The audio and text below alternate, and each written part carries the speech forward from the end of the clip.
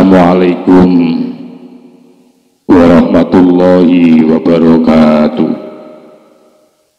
Bismillahirrahmanirrahim. Alhamdulillahil qail nun wal qalami wa ma yasturun ma anta bi ni'mati rabbika bimajnun. Qala al-muallif rahimahullah ta'ala wa nafa'ana bihi wa bi ulumihi wa bi anwarihi wa bi asrarihi wa bi barakati fid dharaini amin. Alhamdulillah, mari kita lanjutkan kajian kitab Iqadul Imam, di mana saat ini kita sampai pada kata mutiara yang ke 138. Itu mohon disimak, dikaji, ditelaah dari kitab yang Anda miliki. Bismillahirrahmanirrahim. Kaifa tukhraqu lakal awaidu wa anta lam takhruq min nafsikal awaida. Kaifa tukhraqu, hal bagaimana engkau, kaifa hal bagaimana tukhraku engkau bisa menembus laka bagimu apa al-awa itu, yaitu kebiasaan-kebiasaan. Wa anta, sedangkan engkau lam takhruk, masih belum bisa menembus siapa engkau min nafsika, terhadap nafsumu al-awaida akan, yaitu kebiasaan-kebiasaan. Artinya bagaimana mungkin Anda akan bisa menembus hal-hal yang melampaui batas hukum-hukum kebiasaan, atau Anda akan bisa menjadi keramat, mempunyai keistimewaan, mempunyai maziyah. Atau dalam kata lain, bagaimana mungkin kamu akan dekat pada hal-hal yang luar biasa? Bagaimana mungkin kamu akan dapat, yaitu mendapatkan hal-hal yang luar biasa, wa anta lam takhruq min nafsikal awaidah, selama bahwa engkau lam takhruk masih belum bisa menembus atau merubah min nafsika terhadap nafsumu al-awaida akan kebiasaan-kebiasaanmu yang jelek itu. Artinya bahwa seorang hamba itu tidak akan pernah bisa menggapai sebuah makom yang istimewa.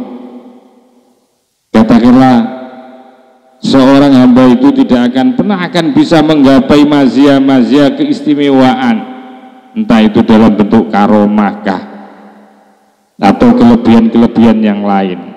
Itu tidak akan pernah bisa engkau menembus kepada keajaiban-keajaiban selama wa anta lam tahruk, selama engkau masih belum bisa merubah atau menembus min nafsika akan nafsumu al-awaida akan, yaitu kebiasaan-kebiasaan. Selama engkau masih belum merubah kebiasaan-kebiasaan yang menjadi tradisi itu loh, sulit engkau akan menggapai sebuah keistimewaan atau hal-hal yang luar biasa yang akan terjadi pada dirimu. Sulit itu. Sementara kuntu, saya katakan, al-awa itu adapun awaid, kebiasaan-kebiasaan. Apa sih yang dimaksudkan dengan al-awa itu? Adalah itu kulluma, tiap-tiap sesuatu, ta'awwadathu, yang telah membiasakan hu akan kulluma, apa an-nafsu, yaitu nafsu. Jadi awaid itu adalah segala sesuatu yang menjadi kebiasaan, ya kebiasaan yang menjadi kesukaannya nafsu.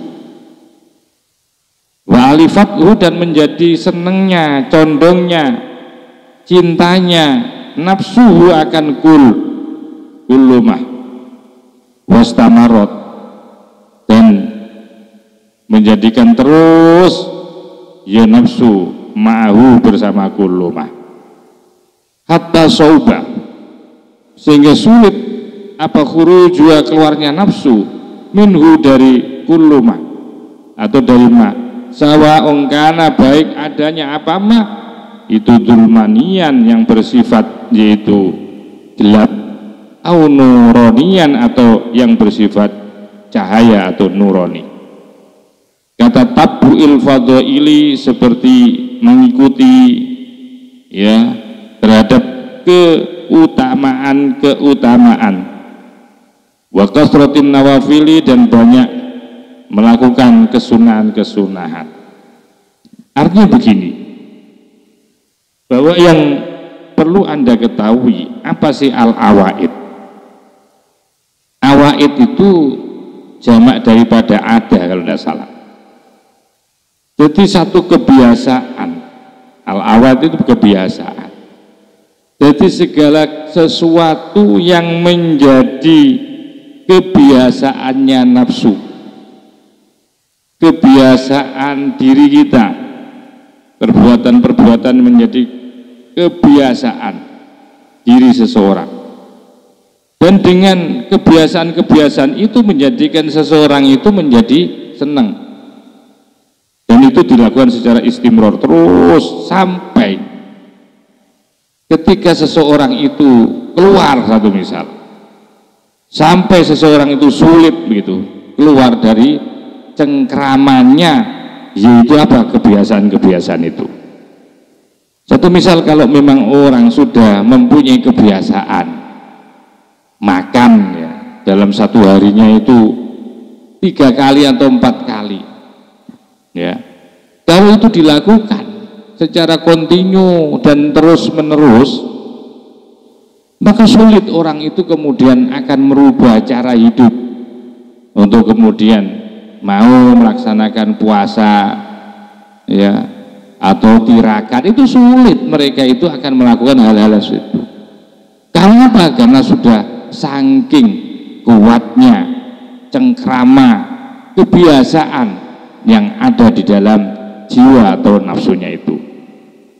Jadi sebegitu dahsyatnya yang namanya awaid, kebiasaan-kebiasaan itu ya.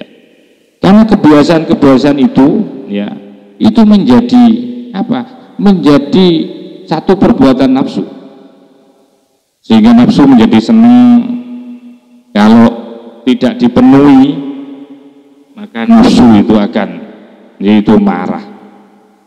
Maka ketika dia harus melakukan kebiasaan-kebiasaan itu dalam waktu yang sangat lama, maka saya pastikan sulit ya keluar dari nafsu.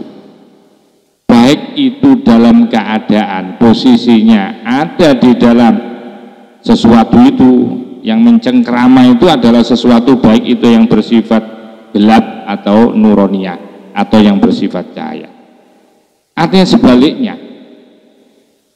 Jadi di sini kita bisa identifikasi ada 2 hal kalau gitu. Jadi bisa saja kebiasaan-kebiasaan itu yang dilakukan, yang menjadi kesenangannya nafsu itu, bisa saja itu kalau memang kebiasaan baik, tentu akan melahirkan cahaya-cahaya kebenaran.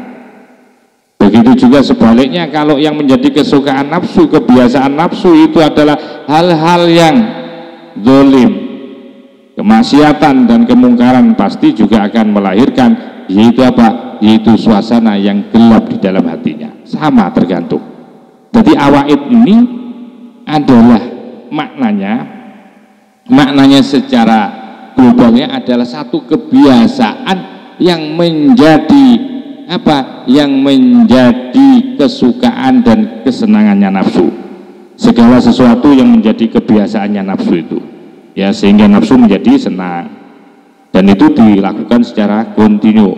kemudian sulit untuk kemudian bisa keluar dari hal-hal yang menjadi kebiasaan itu. Kalau memang kebiasaannya itu baik, ya tentu itu akan melahirkan cahaya kebenaran. Kata tabu'il fadha'il seperti ini, seperti selalu yaitu mengikuti ya untuk melaksanakan keutamaan wa kathratin nawafili, dan banyak melakukan kesunahan. Nah ini waya, adapun yaitu awaid itu ala kisma ini dibagi menjadi dua.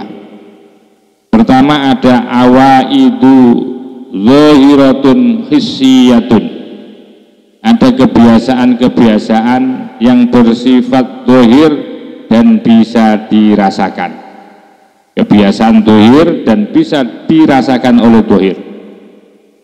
Yang kedua ada wa'awaidu batinatun maknawiyatun, ada kebiasaan-kebiasaan batin yang bersifat maknawi, tidak bisa dirasakan oleh zahir, tapi yang bisa merasakan adalah apa? Yaitu batin atau qalbiyah kita. Itu namanya kebiasaan batin yang bersifat maknawi atau nilainya. Famithalul awaidil hissiyah, maka adapun contoh atau gambaran daripada kebiasaan yang bersifat wadak atau indrawi atau yang bisa dirasakan. Ya, seperti apa kebiasaan kita yang menjadi kesukaannya nafsu ini loh, yang bersifat zahir yang bisa dirasakan, itu adalah kasratul akli, banyak makan, wasyurbi dan minum, wan naumi dan tidur, wal libasi dan berpakaian, nyentrik, wa khalatatin nasi dan bergaul ya dengan banyak orang, wa dukhul ya kasratul akli wasyurbi wan naumi ya wal libasi wa khalatatun nasi, dan seneng yaitu berkomunitas, ya berkomunitas lah, bergaul, waduhul dan masuk fil asbabi, yaitu di ranah asbab, yaitu ranah asbab itu adalah di tempat sebab akibat, yaitu ranah yang menjadi kebiasaan. Kalau ada sebab akibatnya begini ya. Wa kasratul kalami, dan banyak ngomong, wal mukhasamati dan berdiskusi atau berdebat lah,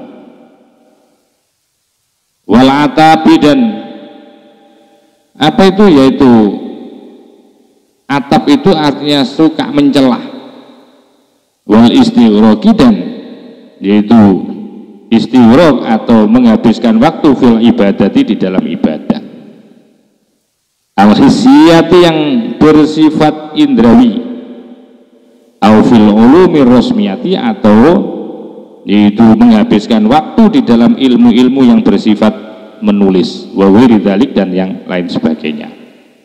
Ini makna pemahaman tentang awaidul hissiyah, kebiasaan-kebiasaan yang bisa dirasakan oleh indrawi.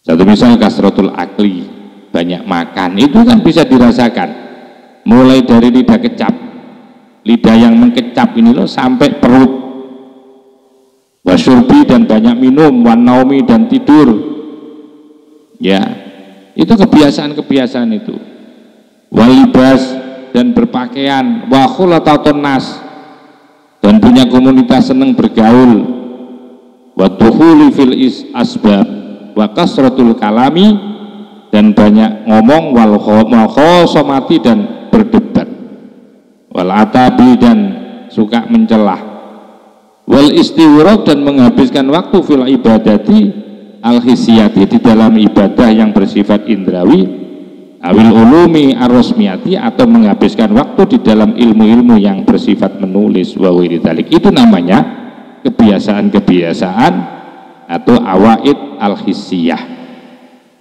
Sekarang yaitu wa amma wa mithalul awaidil maknawiyati. Sementara adapun kebiasaan-kebiasaan yang bersifat maknawi, apa saja itu?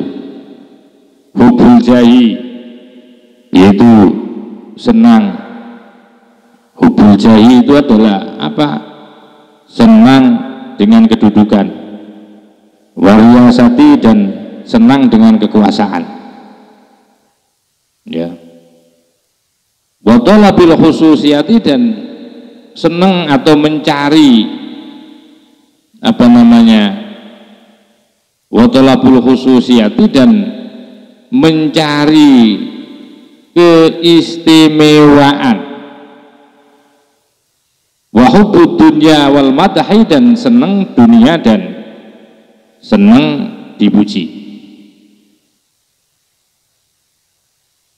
Wa kal hasadi, dan juga seperti hasud, ya, dengki, wal kibari, dan sombong, wal kibri, dan sombong, wal ujubi, dan ujub, bangga diri, wal yai, dan riya, wal tomai, dan tomak, fil kholqi, terhadap orang lain, ya.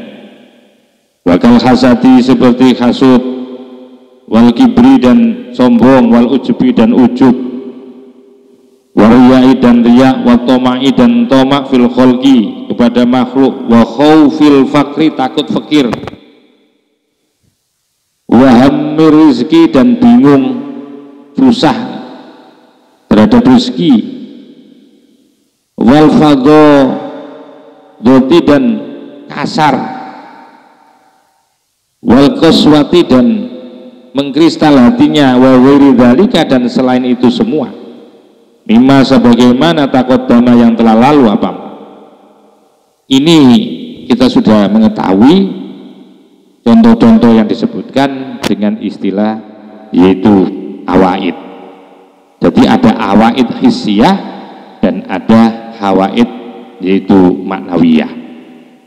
Tentu yang dimaksudkan amawaid al-maknawiyah adalah mawaid atau kebiasaan-kebiasaan yang dirasakan oleh, apa itu yang dirasakan oleh hati, bukan dirasakan oleh jasad, boleh tidak dirasakan oleh apa, yaitu oleh rasa, bukan.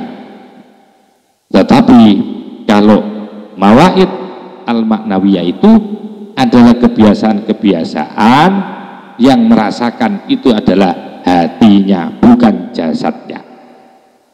Ketika kita sudah memahami ada dua pembagian mawaid, maka kita akan menjelaskan selanjutnya.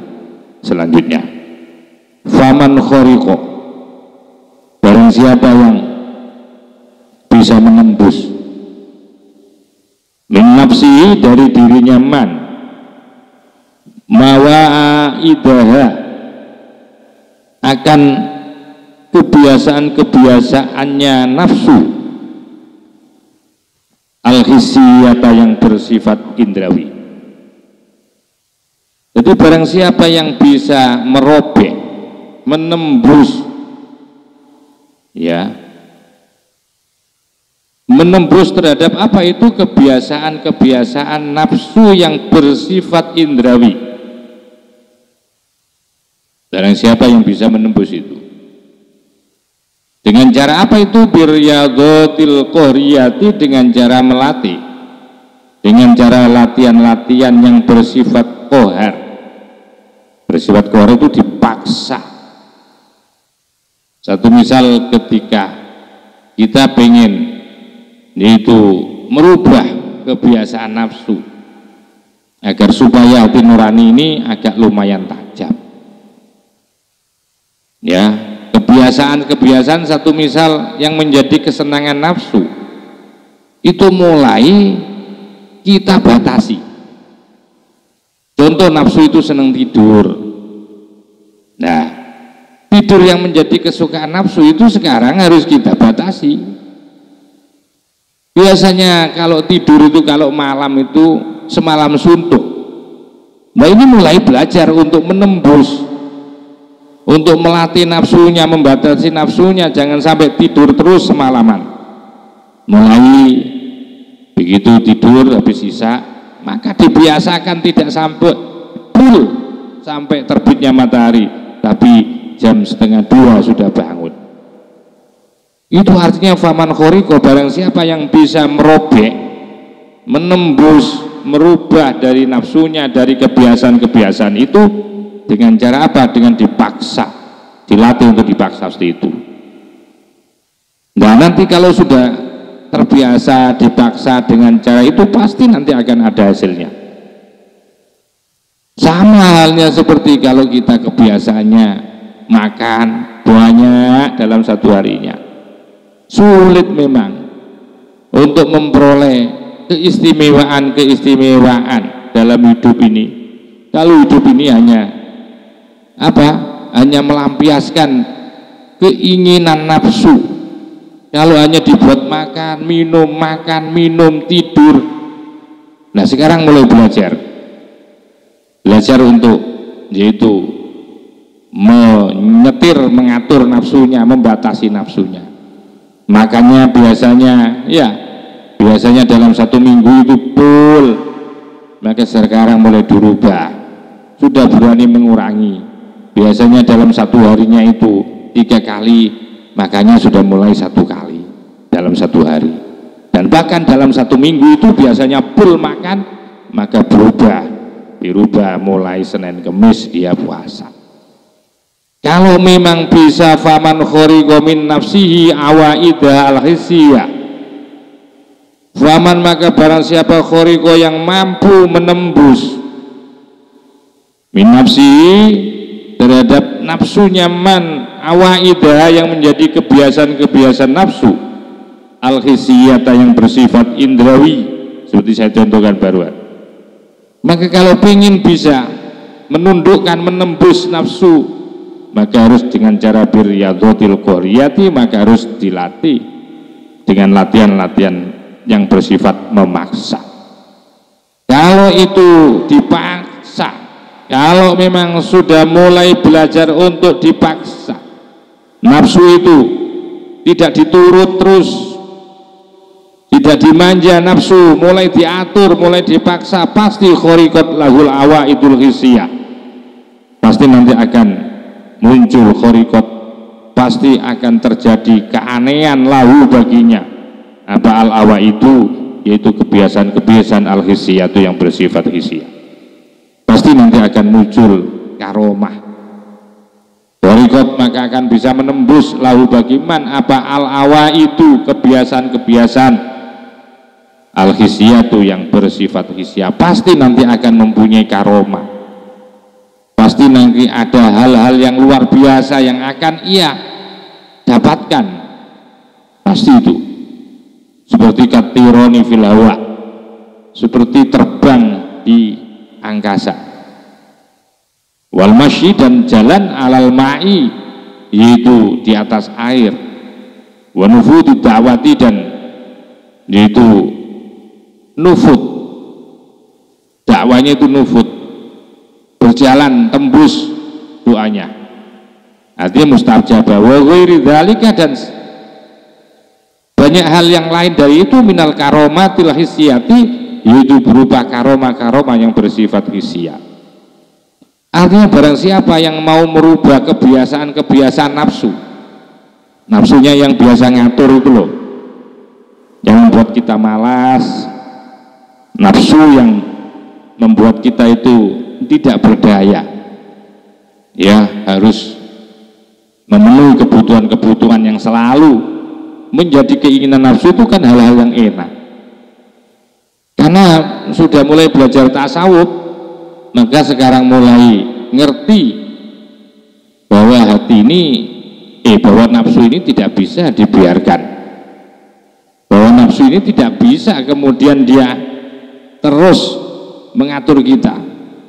Mulai kita belajar untuk bisa mendapatkan hal-hal yang ajaib, yang luar biasa, dengan cara mulai riyadhah, melatih diri, mulai tirakat, ya, Tidak ada ceritanya orang sukses, orang berhasil tanpa tirakat, tidak ada. Tidak ada ceritanya. Maka itu kalau pengen kita akan mendapatkan karomah, keistimewaan dari Allah, maka tentu kita harus mulai belajar untuk mengendalikan nafsu kita, menjadi kebiasaan-kebiasaan yang menjadi kesukaan nafsu. Mulai dari kebiasaan yang bersifat indrawi, kayak suka makan banyak, minum, tidur, pakaian mewah, harus berkomunitas, ya, banyak ngomong, ini sudah mulai dikurangi semua. Begitu juga sudah mulai belajar, ya, yang mana selama ini kita juga disandra oleh kepentingan-kepentingan nafsu, kebiasaan-kebiasaan nafsu yang bersifat maknawi itu loh. Nafsu itu kalau disanjung, dipuji, itu ngelunjak, itu nafsu. Dan selalu pengen tampil di depan, ya, dan selalu pengen dipuji, itu nafsu, keinginan seperti itu. Mulai belajar kemudian, mulai belajar untuk tidak membiarkan apa yang menjadi kesukaan nafsu, seperti apa, senang terhadap kekuasaan, senang kepada kedudukan, senang selalu mencari keistimewaan. Ini sudah mulai belajar untuk dirubah cara-cara seperti itu. Kalau itu bisa kita lakukan bersama-sama, apa yang menjadi kebiasaan yang bersifat hissiyah dan kebiasaan-kebiasaan yang bersifat maknawiyah sudah mulai kita antisipasi, maka insya Allah akan muncullah keajaiban-keajaiban, keistimewaan-keistimewaan yang berupa karomah yang akan diberikan oleh Allah Subhanahu wa Ta'ala. Begitu juga, itu tadi karomahnya dari sisi mawaidul hissiyah, ketika kita mulai belajar bisa merubah kebiasaan-kebiasaan yang bersifat indrawi. Wa man khariqa min nafsihi mawaidaha al-ma'nawiyata.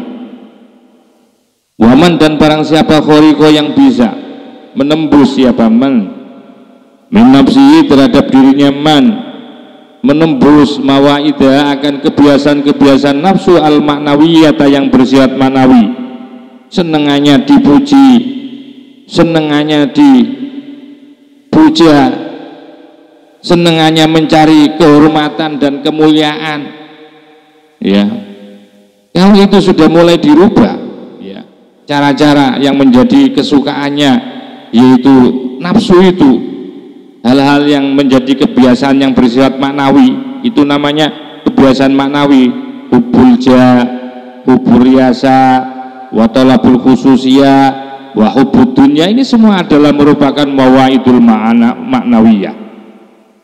Kalau itu sudah mulai berubah, maka barang siapa waman khariqa, barang siapa yang mampu menembus, membuka, melepaskan nafsi dari dirinya nafsu mawaidah al maknawiyata, kebiasaan-kebiasaan nafsu yang bersifat maknawi tadi, senang dipuji, senang dipuja katanya, maka khuriqat lahul awaidul batinatu, pasti khuriqat akan terjadi hal-hal yang luar biasa.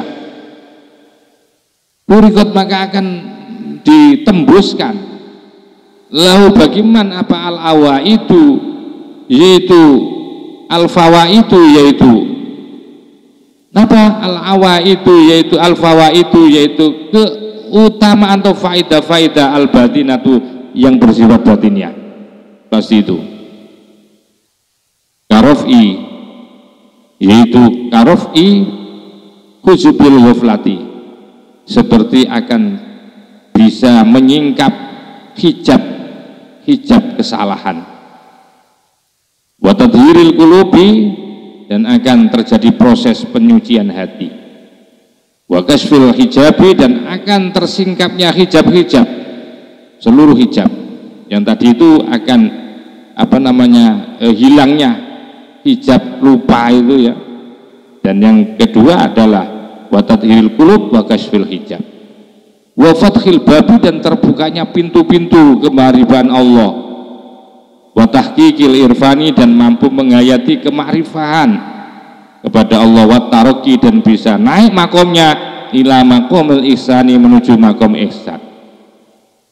Ini akan diperoleh ya insyaallah, bahwa orang-orang yang mampu merubah kebiasaan-kebiasaan yang bersifat maknawi, yang menjadi kesukaan nafsu, hubbul jah, riyasa, wa talabil khususiyah, kemudian mampu dirubah, itu pasti khuriqat lahul awaid al batinah, pasti nanti akan diberikan keistimewaan, akan terjadi keajaiban khuriqul ada yang bersifat batin, seperti nanti akan diberikan kemampuan untuk melihat sesuatu yang bersifat waibi, diberikan kejernihan dan kesucian hati, doanya mulai mustajabah ya, mulai disingkapkan pintu-pintu kegaiban, mampu untuk menganalisa hal-hal yang sebelum terjadi.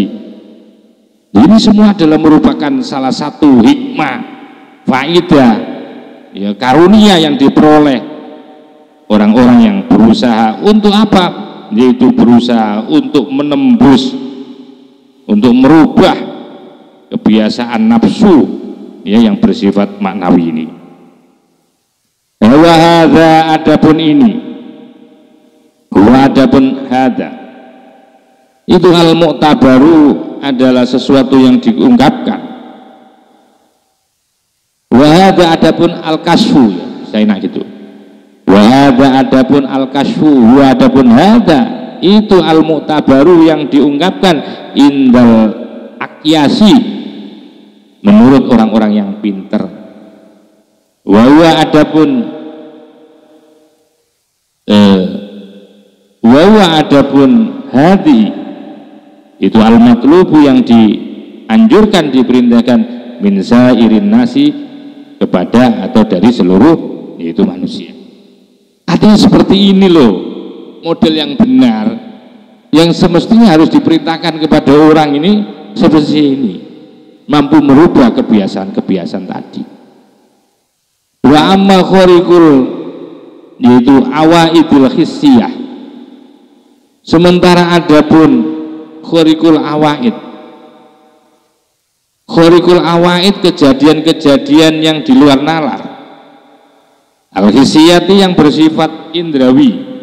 Bagaimana hal-hal yang peristiwa-peristiwa ajaib ya, khariqul atiyah itu, khariqul awaid itu artinya tidak masuk akal gitu, peristiwa-peristiwa yang tidak masuk akal yang bersifat indrawi. Pakot takunu, kadang-kadang ada awaid seperti ini ya, awaid, khariqul awaid hissiyah ini kadang-kadang ada liman, bagi orang laisat, yang tidak ada lahum pada mereka khususiyatun, yaitu keistimewaan. Memang ada juga kadang-kadang keluar juga ada keistimewaan, kemampuan yang luar biasa. Artinya begini, jadi ada kemampuan yang juga muncul, yang menjadi sebuah keistimewaan pada seseorang, itu ada. Padahal orang itu bukan dikategorikan sebagai orang yang soleh, tidak dikategorikan orang yang mempunyai kekhususan di dalam beribadah. Tapi orang ini kok bisa mempunyai kelebihan-kelebihan, keistimewaan-keistimewaan. Kalau seperti itu bukan merupakan karomah. Sebab apa? Sebab ini bukan lahir dari orang yang ahli ibadah, bukan dilakukan oleh orang-orang ahli ibadah, orang yang tidak punya keistimewaan, tapi dia mampu mampu melakukan sesuatu yang hebat, khariqul awaid namanya, yaitu keluar dari akal, logika-logika. Jadi ada kemampuan-kemampuan yang bersifat indrawi, yang tidak masuk akal, tapi dia memiliki itu, padahal dia tidak sholat, padahal dia bukan orang yang melaksanakan ibadah. Adakah itu? Ada. Fakot takunu kadang-kadang ada. Liman laisa lahum khususiyah. Jadi ada. Jadi wa amma khariqul awadid al khasiyah fakot takunu liman laisat lahum khususiyah. Kasihri. Ya, kasihroti. Seperti sihir. Sihir itu masa sholat wong? Nggak sholat kan yang banyak itu tukang sihir. Bahkan sihir itu adalah prosesnya adalah di mana dia harus memutarbalikkan ayat-ayat Allah. Ini aja sudah murtad ini. Ayat-ayat Allah dibolak-balikkan. Ya, ayat-ayat Allah itu kalau sudah dibolak-balikkan nanti yang datang bukan malaikat. Jadi justru melalui ayat-ayat Allah yang dibuat untuk yaitu melakukan kemaksiatan dan kemungkaran ini, maka nanti yang datang yang menolong adalah setan. Dari situlah nanti akan melahirkan sihir dengan menggunakan kekuatan yaitu melalui ucapan-ucapan kalimat tadi dan kemudian dibersamakan dengan waktu-waktu tertentu. Dan misal dengan munculnya matahari itu kayak gitu. Nah, itu sihir itu. Ya. Nah, tentu ini juga termasuk khariqul awaid al-khisiyah. Ini termasuk khariqul adah, termasuk keluar dari kebiasaan. Ya, keluar dari kebiasaan kan? Jadi yang dimaksudkan khariqul awaid itu atau mulai dari awal kajian kita, khariqul awaid itu adalah sesuatu yang diperoleh oleh seorang hamba, baik itu bersumber dari kebaikan maupun bersumber dari kejahatan.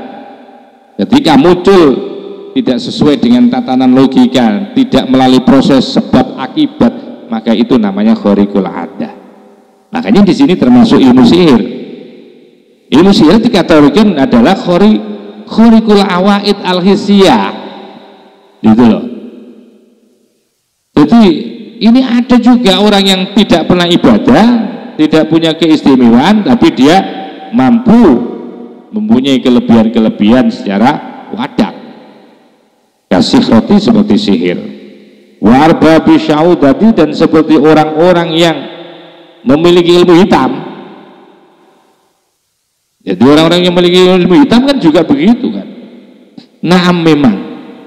Man adapun barang siapa jamaah yang mengkombinasikan bainahuma antara keduanya, mengkombinasikan antara keduanya, antara sihir ya dengan arbabu syauda ini, kalau dikombinasikan khariqat lahu, maka akan terjadilah khariqat, hal-hal yang aneh atau muncul kehebatan-kehebatan, akan tembus, akan menjadi rusak yang namanya kebiasaan. Maksudnya ya muncul keajaiban begitu loh maksudnya. Khariqat, maka akan muncullah keajaiban apa al-awa itu dari kebiasaan lahu bagiman fima melalui keduanya. Fakaifa tatlub, kalau sudah begitu fakaifa tatlub, maka kali bagaimana tatlub engkau akan mencari. Ayyuhal muridu, wahai seorang murid tasawuf, ya, bagaimana mungkin kamu akan mencari, fakaifa tatlubu, bagaimana kamu mencari, ayyuhal muridu, wahai murid, antukhriko, yaitu mencari antukhriko agar supaya yaitu tembus laka bagimu apa awa itu nafsika, yaitu kebiasaan-kebiasaan nafsumu. Terus nanti bagaimana? Sedangkan kamu bagaimana? Tatlubu, di mana kamu mencari, wahai murid, ya, mencari antukhriko agar supaya bisa tembus laka kepadamu apa awa itu nafsika, yaitu kebiasaan-kebiasaan daripada nafsumu atau dirimu, hatta tatkula, sehingga masuk siapa engkau hadrata kudusika, yaitu di kemahariyaan, di hadapan, di kehadiran, yaitu kesucianmu. Wa anta lam tukhrik, sementara kamu masih belum bisa menembus awaida nafsika, akan kebiasaan-kebiasaan nafsumu.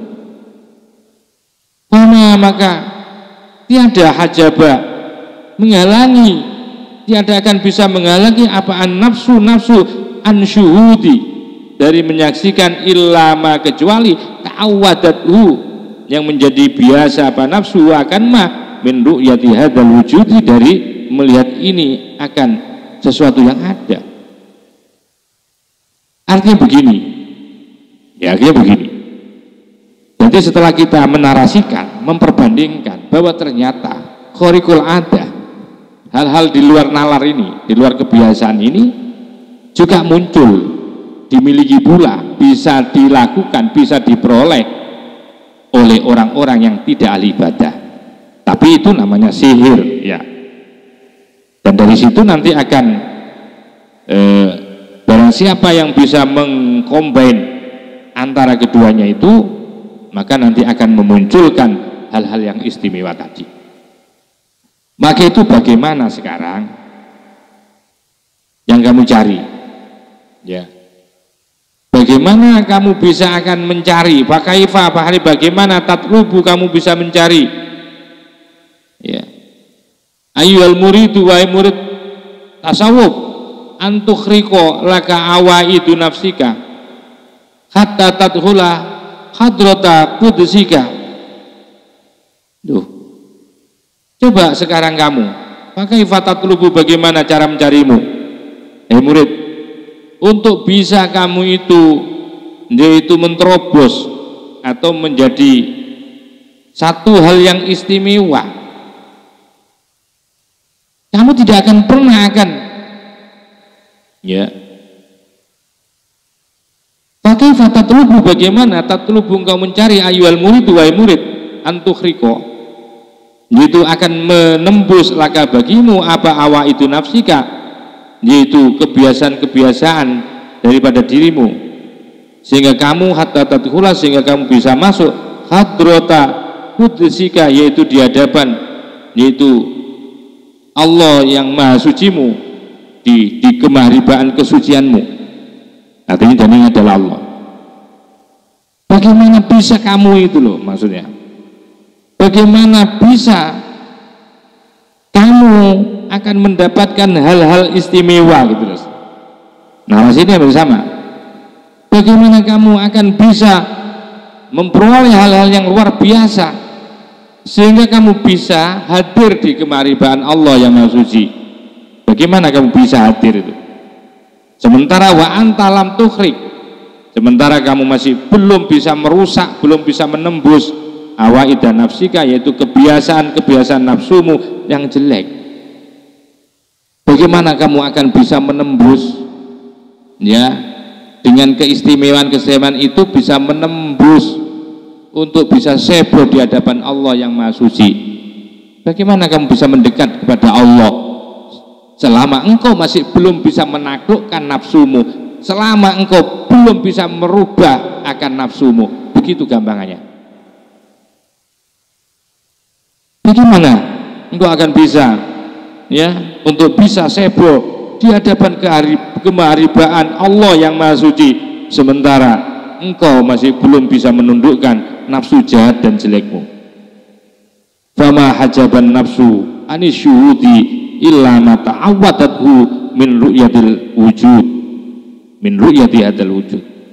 Fama hajaba, tiada yang bisa menghalangi. Fama hajaba, tiada menghalangi apaan nafsu minasyuhudi, dari menyaksikan, illa ma ta'awwadathu, kecuali yang telah membiasakan ya nafsuhu terhadap min ru'yati hadzal wujud, akan melihat adanya ini. Artinya begini,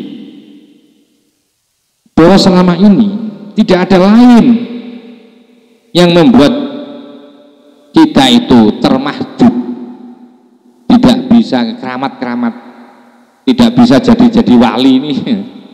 Kasarannya seperti itu. Nggak cepet jadi wali, nggak cepet jadi kekasihnya Allah yang sejati, tidak cepet punya hal-hal yang istimewa, tidak bisa terbang, nggak bisa jalan di atas air lah, kalau bahasa sederhananya. Itu karena yang menjadikan faktor itu adalah karena apa? Karena hati kita ini terhalang, ya, tidak ada lain, ya, yang menghalangi itu tidak ada lain, yang menghalangi itu adalah karena kebiasaan-kebiasaan yang menjadi rutinitas kesenangannya nafsu itu kita biarkan,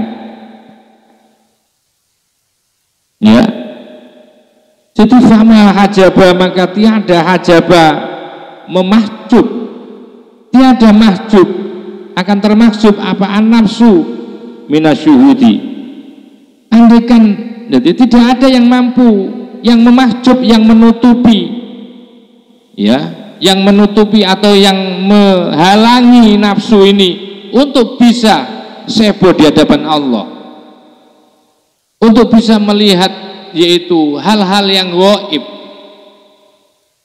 ya, tidak akan bisa. Nafsu itu akan terhalang kecuali kalau nafsu itu belajar untuk apa? Yaitu menghilangkan, mulai membatasi akan kesukaan dan kebiasaannya nafsu. Mulai hidup berubah, berbeda. Yang biasanya makan banyak, maka mulai belajar puasa. Yang biasanya tidur terus, maka sekarang mulai banyak wirid dan baca Quran. Itu seperti itu, ya. Di antaranya yang nanti membuat berubahnya atau mendapatkan satu mazia, ya karena kita tidak menuruti ya apa yang menjadi kesenangan dan kebiasaannya nafsu. Kalau obat, nah ini, andaikan sudah hilang apa nafsu, an ru'yati hadzal wujudi, kalau sudah enggak ada nafsu untuk melihat wujudnya ini, ya, maka la tahaqqaqa, maka terbukti la bagi nafsu apa amru syuhudi, yaitu urusan menyaksikan. Nanti dengan sendirinya nanti jiwa kita ini tiba-tiba mampu melihat ini kita namen padi ini sudah nanti akan diperlihatkan bahwa kita panen nggak panen itu sudah tahu. Kita sudah mulai mempunyai satu ketajaman kolbia yang luar biasa, ya, sudah mulai mandi doanya, sudah mulai mampu menganalisa berdasarkan ketajaman mata hatinya, itu mulai belajar dan mendapatkan karunia itu. Wala yumkinu, dan tidak mungkin antaghiba akan hilang, ya. Wala yumkinu, dan tidak mungkin antaghiba, yaitu akan hilang apa nafsu, anhu, dari bisa meru'yah, bisa melihat, illa bihuriki awaidi nafsiyah, kecuali harus merusak atau menembus kebiasaan-kebiasaan nafsunya, yaitu apa? Nafsunya harus mulai bihuriki awaidi nafsiyah, harus mulai belajar untuk menembus, ngatur, yaitu apa? Kebiasaan-kebiasaan nafsunya. Dan tidak mungkin akan hilang, tidak mungkin akan hilang, ya. Nafsu itu loh tidak mungkin nafsumu itu akan hilang, kecuali kamu harus mulai merubah apa yang menjadi kebiasaan dan kesukaannya nafsu, itu mulai harus dirubah. Nah, sekarang bagaimana cara ingin menaklukkan dan merubah nafsu? Kaitannya dengan ini ada cerita wakot takot damat, dan sungguh telah lewat apa hikayatul rajuli, hikayah atau cerita seorang laki-laki, alladzi kana, alladzi yang karena ada siapa, alladzi ma'abi Yazid al-Bistami, yaitu bersama Abu Yazid al-Bistami, karena salasina sanatan, selama 30 tahun, falam yaduk syai'an, Falam yaduk, tidak pernah merasakan apapun syai'an terhadap falam yaduk, dan tiada merasakan siapa rojul syai'an sedikit pun. Jadi selama ibadah si rojul itu tidak pernah merasakan apapun gitu. Tidak pernah merasakan kenikmatan, tidak pernah merasakan apapun. Ini karena nafsu yang menjadi penghalangnya. Ini sekarang bagaimana cara untuk melatih nafsu itu? Cara menghinakan nafsu,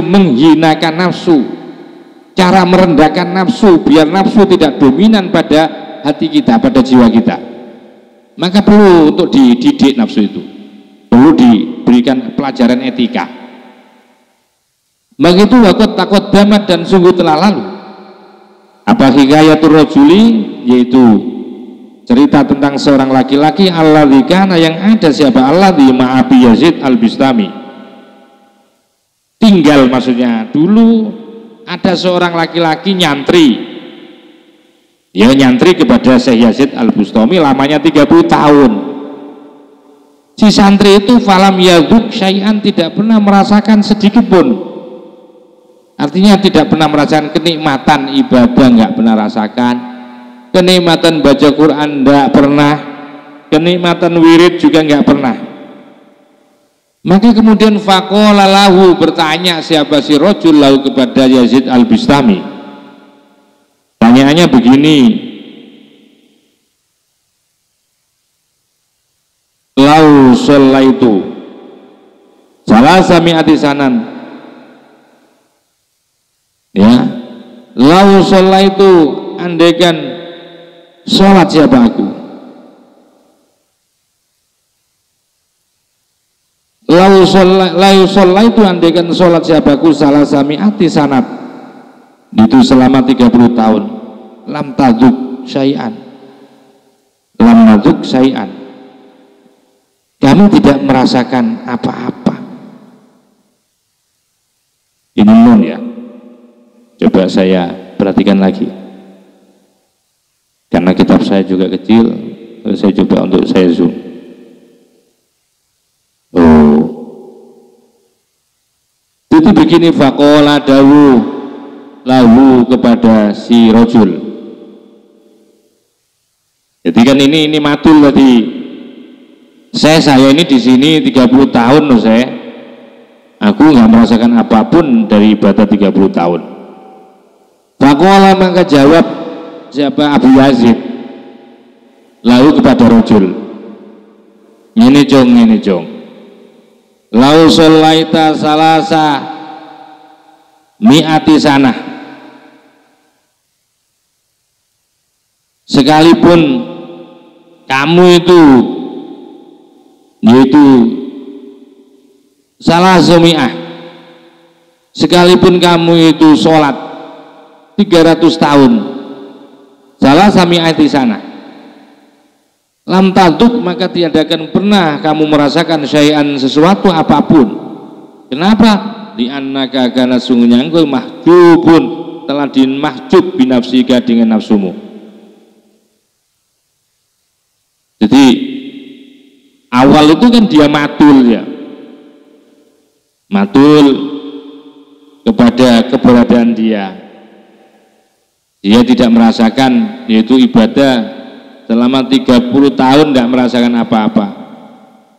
Akhirnya Abu Yazid bilang, lau sholaita, sholatmu kayak gitu, sekalipun kamu sholat 300 tahun jong, kamu tidak akan pernah merasakan apapun dari sholatmu itu. Karena apa? Karena engkau telah dimahjub oleh nafsumu. Kamu itu yang mahjub itu nafsumu. Ya. Summa qala, kemudian bertanya. Summa qala, kemudian berkata siapa Abu Yazid lalu kepada si rajul, idhab bisa'il al-hammam, pergilah. Ya, idhab, pergilah. Ya. Summa qala, kemudian berkata si Abu Yazid lalu kepada siapa si rajul tadi, idza bisa'ah, pergi sekarang, pergi saat ini, ila hammami, menuju hammam, wahlak ya, wa ahlik dan cukurlah roksaka akan kepalamu, walihiyatika dan jenggotmu, wanza dan lepaskan olehmu hadzal libasa akan pakaian ini, wattazar dan pakailah sarung biabaatin yang paling jelek. Jadi akhirnya dikasih resep, oleh karena kamu itu dimaksud yang membuat penyakit itu adalah nafsumu, maka begini aja, kamu sekarang pergi, tidak bisa ya, pergi kamu ilal hamam, menuju ilal hujam, ini ya, bukan hamam, kepada tukang canduk, kamu canduk dulu, wahlak dan kemudian kamu potong roksakakan rambutmu, waliyatika dan walihiyataka dan jenggotmu, wanza dan kemudian lepas hadzal libasa pakaian ini, wattazar dan kemudian ittazara yattaziru wattazir dan kemudian pakailah olehmu sarung biabaatin dengan sarung yang jelek, walak dan kemudian kalungkan fi unukika di lehermu, yaitu mikhlatan, yaitu sebuah tempat atau keranjang, wamla'aha dan memenuhilah ya si rojul tadi akan keranjang, memenuhi jauzan akan pala, itu bumbu itu. Pas kemudian wajma, kumpulkan haulaka di seputarmu tadi, sibyanan anak-anak kecil, wakul dan ucapkan bi'ala sautika dengan suara yang paling keras ya, keraskan suaramu. Jadi ini melatih nafsu ini ya, untuk mengajari nafsu ini sampai segini ini. Kemudian bilang kamu ya sibyana, wahai anak-anak, mayus masofa mayasfa'ani, siapa yang bisa memukul, man barang siapa, yasfa'ani yang bisa memukul siapa, man ni kepadaku, sofa'ata sekali pukul, atiwi maka aku akan memberinya jauzatan, yaitu pala. Wadkhul dan setelah itu kamu masuk asuko, yaitu ke pasar, wa anta ala hadil halati dan kamu dalam posisi seperti ini.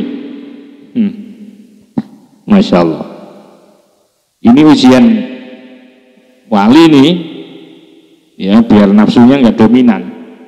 Jadi begini, pada suatu ketika di zamannya Syekh Abdul Yazid Al-Bistami itu ada santri nyantrinya 30 tahun. Lantas dia bilang, Syekh, saya ini nyantri 30 tahun tuh nggak pernah merasakan apapun dari ibadahku, Syekh. Sholat pun aku nggak merasakan rasa nyaman, enak, tenang, enggak. Aku ngaji, selama ngaji kitab, ngaji tafsir sama Syekh, aku nggak merasakan apapun. Maka kemudian begitu curhat kepada Syekh Abu Yazid si rojul tadi, santri, maka kemudian saya bilang, dong, nek modelmu kayak gitu itu, sekalipun andekat kamu itu sholat lamanya 300 tahun, Jom, lam taduk sayan, kamu nggak akan bisa merasakan apapun dari sholatmu 300 tahun itu, karena kamu itu termasuk oleh nafsumu, yang perlu diperbaiki nafsumu. Sumakola lagu, kemudian baru dawuh siapa Abu Yazid lagu kepada rojul, idza bisa ilal hijam, ya, ilal hijami atau ilal hujami, kepada tukang canduk, kamu pergi ke tukang canduk, kemudian cukur rambut dan jenggotmu, kemudian setelah kamu cukur, kamu lepas pakaian-pakaianmu ini, dan kemudian salin dengan pakaian yang paling jelek. Setelah kamu sudah pakaian-pakaian jelek, maka kemudian kamu kalungkan keranjang ini di lehermu, ya, kalungkan. Terus kemudian di keranjang itu kamu isi dengan penuh akan pala, yaitu apa, rempah-rempah ini. Coba isi rempah-rempah itu. Kemudian kamu panggil, kumpulkan anak-anak, anak kecil-kecil, terus kamu bilang dengan suara yang lantang, anak-anak, siapa yang bisa yaitu memukulku 1 kali, maka aku akan belikan kamu yaitu sebuah pala. Pala dulu yang mungkin menjadi kesukaan anak-anak kecil. Lantas setelah itu kamu dikejar oleh anak-anak kan kayak orang gila kan. Setelah itu kamu masuk pasar, dan kamu ketika ke pasar itu tetap pada posisi seperti itu, dengan kamu kalungkan keranjang itu, tetap seperti itu ya. Hatta yang dulu ilaika, sampai yang dulu melihat atau memperhatikan ilaika kepadamu, siapa, kulluman arafaka, seluruh orang yang mengenalmu. Orang-orang yang kenal tangga-tanggamu, bibikmu, pamanmu, ya, semuanya itu perlihatkan bahwa kamu itu sudah sampel. Jadi terkesan kan, Masya Allah. Jadi kalau orang nggak kenal sih, ya namanya orang nggak kenal kan nggak ada masalah kadang-kadang kan, ya nggak merasa jatuh kehormatannya. Tapi kalau orang-orang yang dikenal, tangganya, apalagi mau jadi calon mertuanya, terus sama guru-gurunya loh, dengan pakaian seperti itu, katanya Abu Yazid, kamu dalam kondisi seperti itu kayak orang gila itu, kamu kemudian masuk ke pasar, biarkan seluruh, perlihatkan kondisimu dengan orang-orang yang kenal kepadamu. Jangan masuk pasar yang orang tidak kenal kepadamu. Masuk ke pasar di mana orang-orang itu kenal semuanya kepadamu, Masya Allah. Itu maka lalah. Kemudian dawuh, yaitu Syekh Junaid Abu Yazid, wala matma'ali ahadin fima hujiba 'anil amati min asraril ghaibi hatta tamutu nafsuhu wa yukhriqa awaidal amati fahina idin tukhraku lakal awaidu wa tadharu lakal fawaid. Falamat ma'a, maka tidak ada gunanya lagi, tidak ada gunanya berharap di ahadin kepada seseorang pun, fima terhadap sesuatu, hujiba yang tersembunyi, anil amati daripada orang banyak, min asroril ghaibi dari rahasia-rahasia kegaiban ini, hatta tamuta sehingga mati apa nafsuhu, yaitu nafsunya seseorang, wa yukhriko, dan bisa yaitu melawan, ya, bisa melawan atau bisa menembus awaidal amati, akan kebiasaan-kebiasaan pada umumnya orang. Artinya bahwa tidak ada gunanya berharap kepada seorang pun, ya, tidak ada gunanya, tidak ada perlunya berharap kepada manusia, kepada seseorang dari rahasia-rahasia ini loh, ya. Kalau engkau itu pengen mencapai atau menggapai yaitu kehebatan-kehebatan, keajaiban-keajaiban yang terjadi, maka tidak ada gunanya berharap dari kerahasiaan-kerahasiaan yang ada ini, sehingga kamu yaitu sehingga tamu tak akan mati apa nafsuhu, yaitu nafsunya seseorang, dan bisa melawan terhadap kebiasaan umum. Jadi artinya bahwa tidak akan pernah sampai kepada harapan, ya, kepada harapan bagi seseorang itu loh. Tidak akan pernah sampai, tidak ada gunanya, tidak akan pernah sampai harapan bagi seseorang untuk mencapai yaitu keistimewaan rohani, untuk mendapatkan keajaiban, keistimewaan atau khariqul adah, akan mendapatkan yaitu satu khariqul adah, yaitu keajaiban yang luar biasa, hatta tamuta, sehingga mati nafsunya seorang, dan juga sehingga seseorang itu bisa bisa melawan terhadap kebiasaan-kebiasaan pada umumnya orang. Biasanya itu tadi sudah saya jelaskan, biasanya orang itu pada umumnya senengannya ngerumpi, senengannya mencari komunitas. Nah, ini hampir semua orang seperti itu, makan bersama, ngopi bersama. Nah, ini berani untuk menghilangkan ini, melawan ini kebiasaan-kebiasaan umum. Ya, nafsunya sudah betul-betul diatur, dibatasi, dimatikan nafsu untuk seneng ngerumpi, seneng makan, minum, sudah mulai dibatasi itu. Sudah lambat laun itu dihilangkan itu kebiasaan-kebiasaan yang dilakukan kebanyakan orang itu. Baru itu engkau akan bisa memperoleh yaitu keajaiban. Ya, kamu akan bisa mencapai hal-hal yang luar biasa. Baru itu ketika engkau mampu yaitu melawan kebiasaan yang dilakukan kebanyakan umumnya orang. Maka itu fahinaidin, maka ketika itu tukhrokulaka al-awaidu, maka ketika itu tukhroku, maka akan ditembus laka bagimu al-awaidu, kebiasaan-kebiasaan. Artinya pada saat kamu bisa mematikan nafsumu, kamu sudah mulai yaitu menekan nafsumu, kamu sudah mulai melawan kebiasaan-kebiasaan pada umumnya orang, maka saat itu wahina idin tukhrokulakal awaidu, maka ketika itu maka engkau akan memperoleh hal-hal yang luar biasa dari Allah.